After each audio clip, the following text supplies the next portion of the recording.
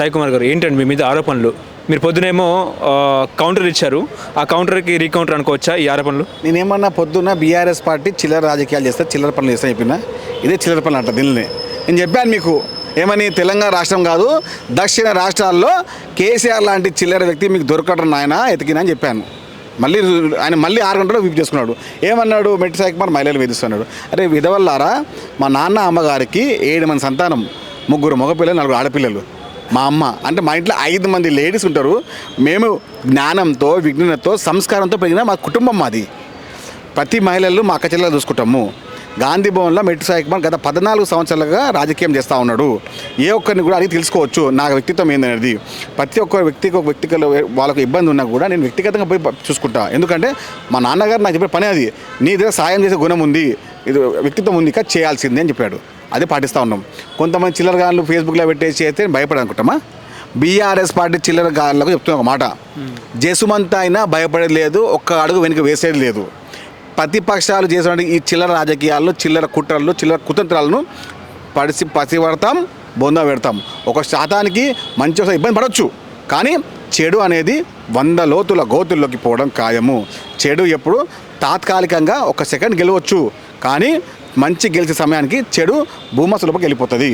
మేము మా పైన చిన్న ఆరోపణ చేశారు, తెలుసుకోండి మీ వ్యవహారం ఏందో. మేము కాంగ్రెస్ పార్టీ కార్యకర్తలం, క్రమశిక్షణ వెలిగినాం. క్రమశిక్షణ మా ఇంటి పేరు. పని చేస్తాం, మంచి చేస్తాం, మంచి చెప్తాం. ఈ కుట్రలు కుతంత్రాలు చేసినందుకే నీ వ్యవహారం మార్చుకో, నీ వ్యక్తిత్వం మార్చుకో, నీ గుణగణాలు మార్చుకో అని చెప్పినాము.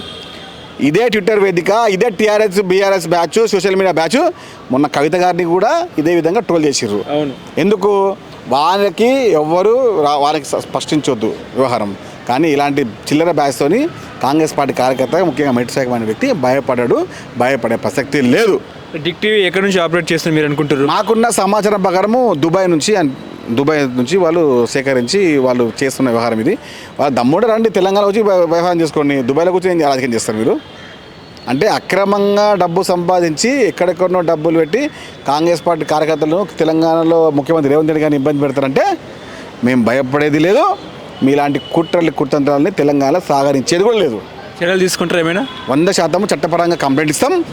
ఎవరు వచ్చినా కూడా తెలంగాణ ఈడ్చుకొని వస్తాం. అంటే నిన్న ఏదైతే కేటీఆర్ గారు మాట్లాడారో దాని మీద మీరు కౌంటర్ ఇస్తూ రీకౌంటర్ ఇచ్చారు, దానికి మళ్ళీ వాళ్ళు కౌంటర్ ఇస్తున్న పరిస్థితి మీ మీద. అంటే ఇప్పుడు ఏమంటారండి, కౌంటర్ అంటే మాటకు మాట ఉంటుంది, రాజకీయం అది.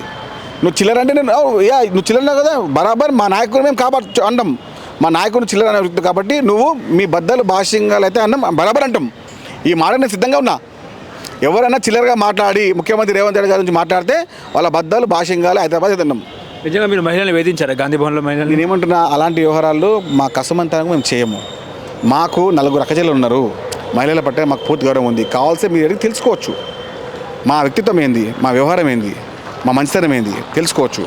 ఎందుకంటే మేము దాచము. మంచి అనేది మా ఇంటి పేరుగా మేము పనిచేస్తున్నాం. మేము మహిళలు అనేది మా ఇంటి కుటుంబ సభ్యులు. గాంధీ భవన్లో చాలా నిరుపేద కుటుంబాలు ఉంటాయి. ఆ కుటుంబాలను ఆదుకోవడమే మా ముందున్న కర్తవ్యం. అది డబ్బు రూపాయన, వస్తు రూపాయన, లేకుంటే వాళ్ళ పిల్లలకు ఫీజు రూపాయన మేము ఏదో మాకు తోచిన సాయం చేస్తూ ఉంటాం. ఎందుకంటే మాకు తెలుసు మాకు సామాన్య కుటుంబంలో ఇబ్బంది మాకు తెలుసు. కాబట్టి ఇలాంటి వ్యవహారాలు చిల్లర మాట్లాడే ముందు తెలుసుకోండి. మీరు అబద్ధం ప్రచారం చేసే ముందు అబద్ధం ఏ విధంగా తెలుసుకోండి, ప్రచారం చేయండి. అది బాగుంటుంది.